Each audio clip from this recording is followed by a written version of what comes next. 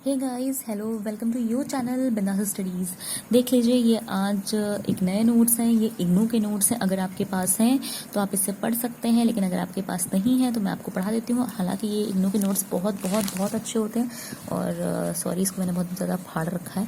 ठीक है, ये मास्टर के नोट्स हैं। ठीक है, और हम इसका पहला यूनिट देख रहे हैं। इसमें मानव समाज और शिकार और जो पशुपालक खाना बदोशी है सबके बारे में है। ठीक है, तो ये जो नोट्स हैं, सुनिए, कुछ लोगों को प्रॉब्लम है कि मैं नोट्स से क्यों पढ़ाती हूँ।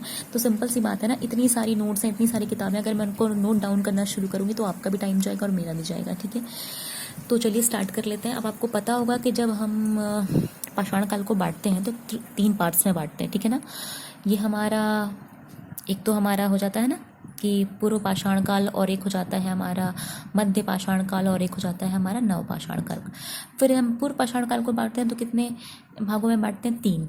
ठीक है, उसको चाहे निचला पूरा पाषाण कह लीजिए या पूर्व पूरा पाषाण काल कह लीजिए, या मध्य, फिर दूसरा मध्य पूरा पाषाण काल और तीसरा उच्च पूरा पाषाण काल। हम 3 पार्ट्स में बांटते हैं। ठीक है, तो आज हम जो पूर्व पाषाण काल है उसका पहला पार्ट यानी निचला पूरा पाषाण काल या पूर्व पाषाण काल के औजार देखेंगे। ठीक है, तो देखिए, इसमें जो फेमस था वो था ऑल्डोवियन या एक्यूलियन औजार। तो अब ये ऑल्डोवियन या एक्यूलियन, ये आप जान लीजिएगा कि ये निचला पूरा पाषाण काल यानी कि पूर्व पाषाण काल का है। ठीक है, ऐसा माना जाता है कि होमो हैबिलिस के आविर्भाव के साथ नियमित रूप से औजार बनाने की परंपरा की शुरुआत हुई। ये रिचर्ड लेकी ने कहा है। ठीक है, मतलब उनका दिया हुआ स्टेटमेंट है। पत्थर के आरंभिक औजार अल्डुआई, उत्तरी तंजानिया और मेलका कुंटूर यूथोपिया में पाए गए हैं। ठीक है, ये औजार 1.8 से लेकर 1.6 मिलियन वर्ष पुराने हैं। इन औजारों को ओल्डुवाइया औजार कहा जाता है। ठीक है, इनका उपयोग कंदमूल काटने, जड़ खोदने, छोटे जानवरों की खाल उतारने में किया जाता था। माना जाता है कि इस दौरान लोग मांस ज़्यादा नहीं खाया करते थे। इसके अलावा इसका भी कोई प्रमाण नहीं मिलता कि बड़े जानवरों को मारा जाता था। आमतौर पर मरे जानवरों का मांस खाने का चलन था। इन स्थलों से प्राप्त औजारों को गणासा यानी कि चॉपर कहा जाता था और पत्थर के एक तरफ से छोटी परतों फ्लेक निकालकर धारदार बनाकर यह औजार बनाया जाता था। आमतौर पर आसपास प्राप्त पत्थरों से ही औजार बनाया जाता था और इसके प्राकृतिक रूप से बहुत छेड़छाड़ नहीं की जाती थी, मतलब कि इन पत्थरों को बहुत ज़्यादा गढ़ा नहीं जाता था। ठीक है, अनुमान लगाया जाता है कि जो फ्लेक निकाले जाते थे उनका उपयोग चीड़ फाड़ के लिए किया जाता था। होमो हैबिलिस इन औजारों का उपयोग करते थे।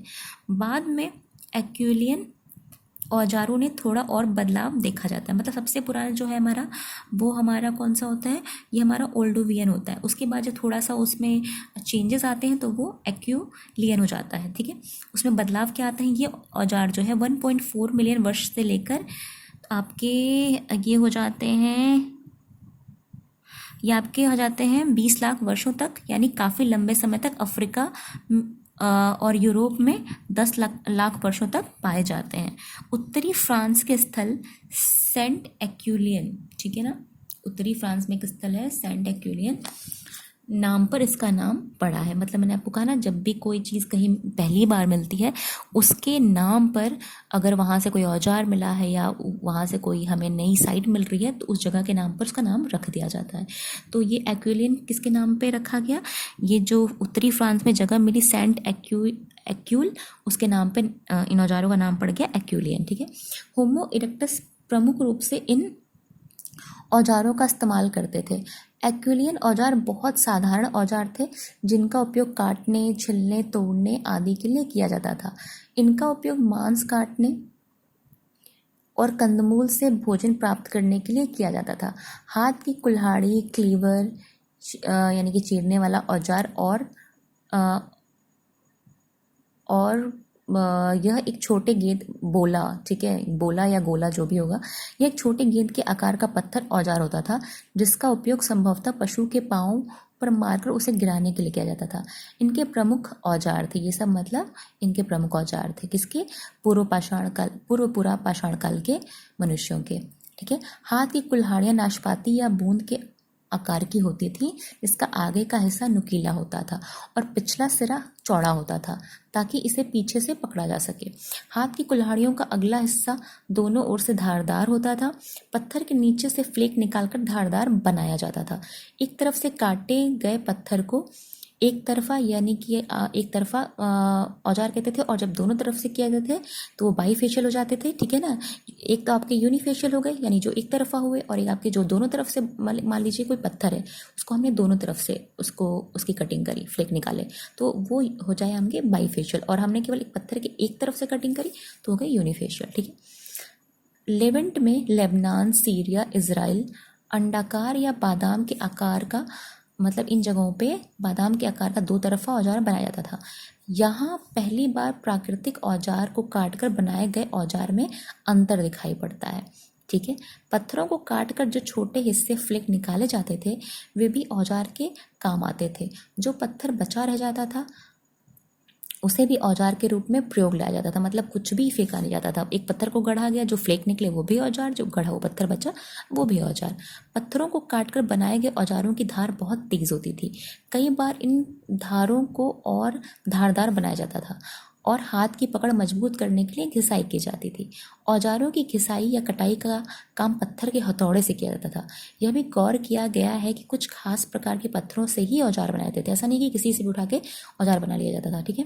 और कभी कभी तो दूर से भी पत्थर लाए जाते थे। देखिए अब आप ये डिफरेंस समझ लीजिए, जब हमें ओल्डुवियन औजार मिल रहा है तो वहाँ पे जो पत्थर है वो आसपास के पत्थरों का ही उपयोग हो रहा है, वो दूर से पत्थर नहीं लाए जा रहे, बहुत ज़्यादा घिसाई नहीं है उनमें। ठीक है।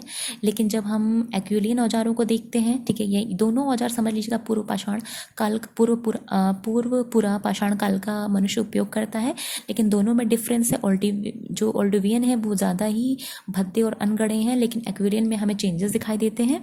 ठीक है। और ये चेंजेस ये हैं कि वो यूनिफेशियल हैं, वो बाईफेशियल हैं। ठीक है। ज़्यादा गढ़े हुए हैं उनके पत्थर, मतलब अब दूर से भी पत्थर लाए जाते थे, हर पत्थर का उपयोग नहीं किया जाता था। ठीक है।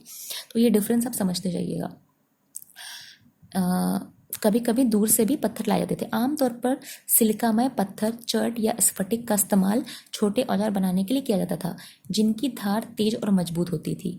भारी औजार बनाने के लिए चूना पत्थर का इस्तेमाल किया जाता था। इसके अलावा क्वार्टजाइट यानी स्फटिक के आकार का पत्थर, बलुआ पत्थर और आपका अष्टिताश्म यानी कि बासाल्ट का भी इस्तेमाल किया जाता था। इस काल में थोड़े बहुत हड्डी और हाथी के दांत के औजार भी मिले हैं। किस काल में? ये आपका पूर्व पुरा पाषाण काल है, यानी कि निचला पुरा पाषाण काल है, और इनके औजारों में एक्विलियन औजारों में। ठीक है, हम इनकी बात कर रहे हैं। ये देखिए, ये सीरिया से प्राप्त एक्विलियन औजार हैं, यानी कि देख लीजिए AB आरंभ के बाद तक के काल के, मतलब ये जो हिस्ट्री ऑफ ह्यूमैनिटी है खंड 1 की इस किताब में आपको ये मिल जाएगा। ये देखिए, ये आपके एक्विलियन औजार हैं। ठीक है। ये आपके जो भी निचले पुरा पाषाण काल की संस्कृतियां हैं सभी स्थलों से पाए गए हैं। अब ये चीज़ जान लीजिए, एक्विलियन में जो भी आपकी पुरा पाषाण काल की संस्कृतियां हैं वहाँ से सब जगह से एक्विलियन मिल रहे हैं। ठीक है। और एक्विलियन नाम पड़ा उत्तरी फ्रांस के स्थल एक्विल के नाम पर। ठीक है। लेकिन जो हमारे निचले पुरा पाषाण काल यानी कि पूर्व पुरा पाषाण काल का जो ओल्डुवियन औजार है वो हर जगह से नहीं मिलता, वो बेसिकली अफ्रीका से मिलता है। ठीक है। तो अब हम नेक्स्ट में पूर्व पुरा पाषाण काल के मोस्टेरियन औजार पढ़ेंगे। इसको लेके अगर आपकी कोई क्वायरी हो तो प्लीज़ मुझे कमेंट बॉक्स में लिख भेजिएगा। See you then, take care, bye.